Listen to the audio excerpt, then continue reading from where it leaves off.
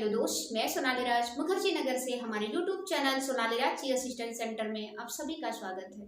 आप सभी लोगों को गुणवत्तापूर्ण शिक्षा उपलब्ध कराना ही हमारे चैनल का मुख्य उद्देश्य है।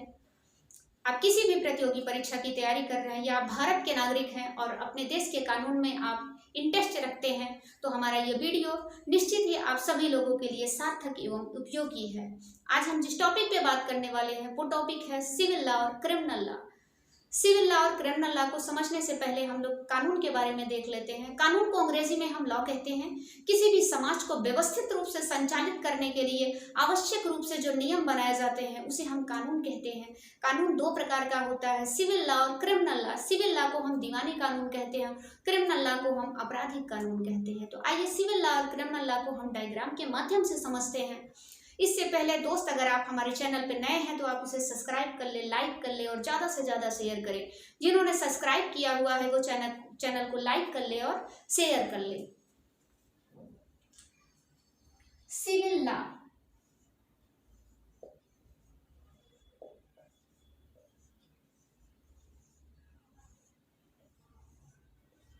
सिविल लॉ को हिंदी में हम व्यवहारिक कानून कहते हैं। व्यवहारिक और उर्दू में इसे जो है दीवानी कानून के नाम से जाना जाता है। दीवानी कानून। जब किसी व्यक्ति के अधिकारों का उल्लंघन होता है, अधिकारों का उल्लंघन होने पर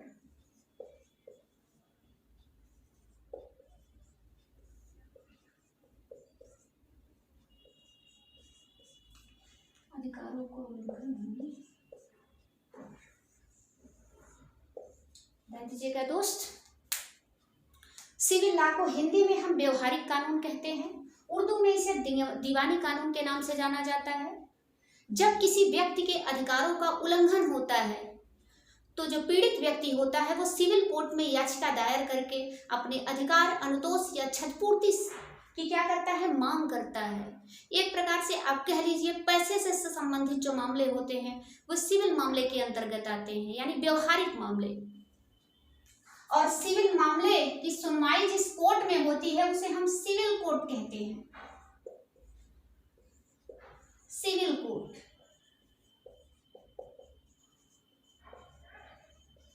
और सिविल मामले की सुनवाई जो जज करता है उस जज को हम सिविल जज कहते हैं।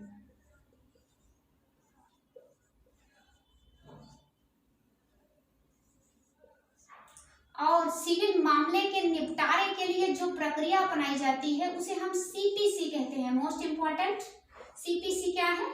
सीपीसी का मतलब होता है सिविल प्रोसीजर कोड।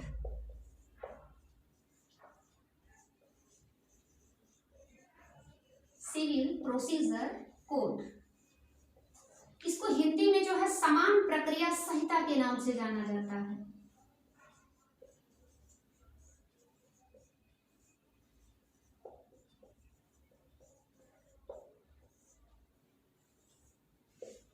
ध्यान दीजिएगा दोस्त, सिविल मामले से निपटारे के लिए जो प्रक्रिया अपनाई जाती है, जो प्रोसीजर अपनाया जाता है उसे ही हम सीपीसी कहते हैं।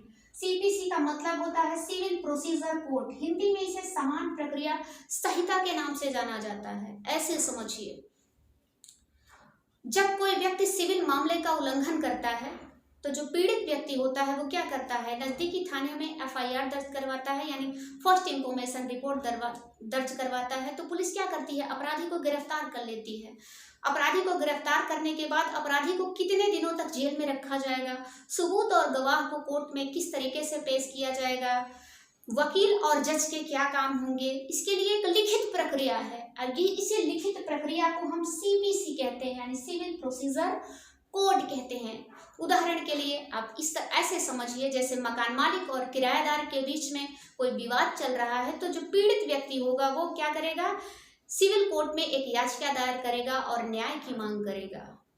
यदि सिविल कोर्ट में अपराधी का अपराध सिद्ध हो जाता है तो सिविल कोर्ट का जो जज होता है वो अपराधी से कहता है कि आप पीड़ित व्यक्ति की क्या करें, क्षतिपूर्ति करें, उसकी आर्थिक भरपाई करें, उस पर जुर्माना भी लगाया जा सकता है और अपराधी को जेल की सजा भी दी जा सकती है।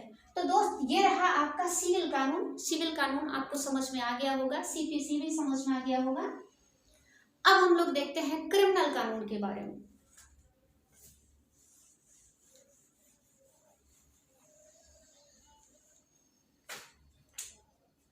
क्रिमिनल लॉ,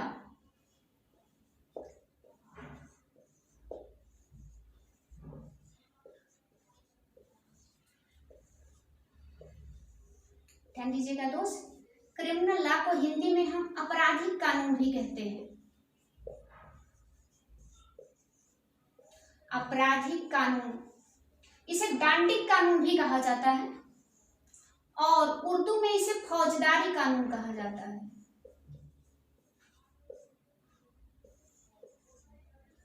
फौजदारी कानून। क्रिमिनल लॉ के तहत वे मामले आते हैं जो आपराधिक प्रकृति के होते हैं।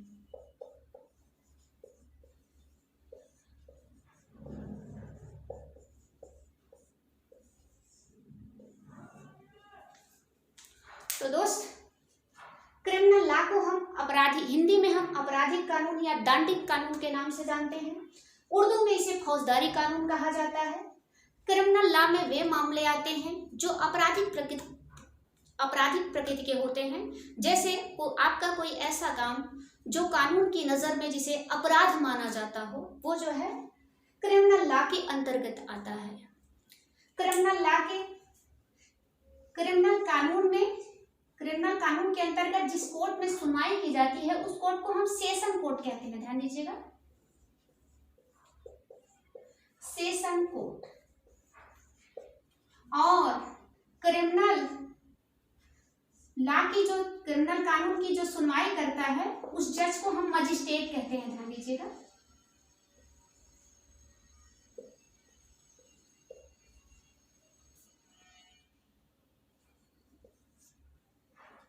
मोस्ट इंपॉर्टेंट, आपने देखा सिविल मामले की जिस कोर्ट में सुनवाई की जाती थी उसे हम क्या कहते थे? सिविल कोर्ट कहते थे। और जो सुनता था उसे हम सिविल जज कहते थे। लेकिन क्रिमिनल मामले की सुनवाई जिस कोर्ट में होती है उसे हम सेशन कोर्ट कहते हैं। सेशन कोर्ट को हिंदी में हम सत्र न्यायालय कहते हैं। ध्यान दीजिएगा दोस्त, सत्र न्यायालय कहा जाता है। यानी क्रिमिनल मामले की सुनवाई जो है सत्र न्यायालय यानी सेशन कोर्ट में होती है। और क्रिमिनल मामले को जो सुनता है उसे मजिस्ट्रेट कहा जाता है। ध्यान दीजिएगा, जज और मजिस्ट्रेट में यही अंतर होता है। जब कोई व्यक्ति जो है सिविल मामले को सुनता है तो उसे जज कहा जाता है, और जब कोई व्यक्ति क्रिमिनल मामले को सुनता है तो उसे मजिस्ट्रेट कहा जाता है। और क्रिमिनल मामले से निपटारे के लिए जो प्रक्रिया अपनाई जाती है उसे हम सीआरपीसी कहते हैं। सीआरपीसी का मतलब होता है क्रिमिनल प्रोसीजर कोड। क्रिमिनल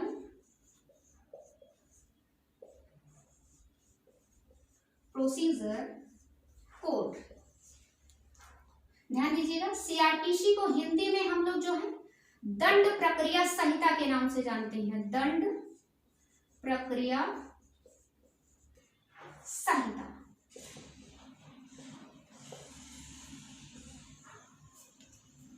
ध्यान दीजिएगा दोस्त, अभी थोड़ी देर पहले हमने बताया सिविल मामले से निपटने के लिए कौन सी प्रक्रिया अपनाई जाती थी? सीपीसी प्रक्रिया अपनाई जाती थी, यानी सिविल प्रोसीजर कोड समान प्रक्रिया संहिता अपनाई जाती थी। लेकिन क्रिमिनल मामले से निपटने के लिए कौन सी प्रक्रिया अपनाई जा रही है? सीआरपीसी प्रक्रिया अपनाई जा रही है। कहने का मतलब सीआरपीसी एक लिखित कानून होता है जिसमें कुल कितनी धाराएं हैं?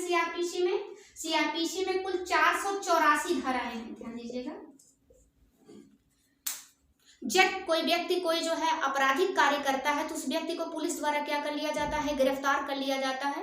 और गिरफ्तार करने के बाद अपराधी को कितने दिन तक जेल में रखा जाएगा, उसे जमानत कब मिलेगी, सबूत और गवाह को कोर्ट में कैसे पेश किया जाएगा, वकील और मजिस्ट्रेट के क्या कार्य होंगे, उसके लिए भी एक लिखित प्रक्रिया है। इसे लिखित प्रक्रिया को हम सीआरपीसी कहते हैं। ध्यान दीजिएगा, सीआरपीसी का मतलब क्रिमिनल प्रोसीजर कोड यानी दंड प्रक्रिया संहिता के नाम से इसे जाना जाता है। और क्रिमिनल लॉ के अंतर्गत जैसे आप चोरी करते हैं, डकैती करते हैं, किसी की हत्या करते हैं, तो ये सब मामले जो है क्रिमिनल लॉ के अंतर्गत आते हैं। तो दोस्त, क्या एक ही मामला सिविल मामला और क्रिमिनल मामला दोनों हो सकता है? तो हाँ, हो सकता है। जैसे यदि अस्पताल में किसी मरीज की डेथ हो जाती है तो जो मरीज के परिजन होते हैं वो जो है सिविल कोर्ट में याचिका दायर करके डॉक्टर के खिलाफ जो है याचिका दायर करके क्षतिपूर्ति की मांग कर सकते हैं, ठीक है। और इसके अलावा मरीज के परिजन जो है क्रिमिनल कोर्ट में भी याचिका दायर करके डॉक्टर की लापरवाही के लिए उसे सजा दिला सकते हैं। तो जाहिर सी बात है दोस्त, आपको सिविल कानून यानी सिविल लॉ और क्रिमिनल लॉ के बारे में अच्छे से समझ में आ गया होगा। तो हमारा वीडियो यहीं तक। जाते जाते आपसे इतना कहेंगे, आप अपने अपनों के साथ खुश रहें, मस्त रहें, सफलता के लिए ईमानदारी के साथ जो है कड़ी मेहनत के साथ आप प्रयास करते रहें, क्योंकि कड़ी मेहनत आपको वहां तक पहुंचा देती है जहां अच्छी किस्मत शायद ही आपको पहुंचा पाए। कहते हैं ना, बिना मेहनत के हासिल तक थोताश नहीं होते, बिना मेहनत के हासिल तक थोताश नहीं होते, ढूंढ लेते हैं अंधेरे में भी मंजिल अपनी, क्योंकि जुगनू रोशनी के मोहताज नहीं होते। धन्यवाद।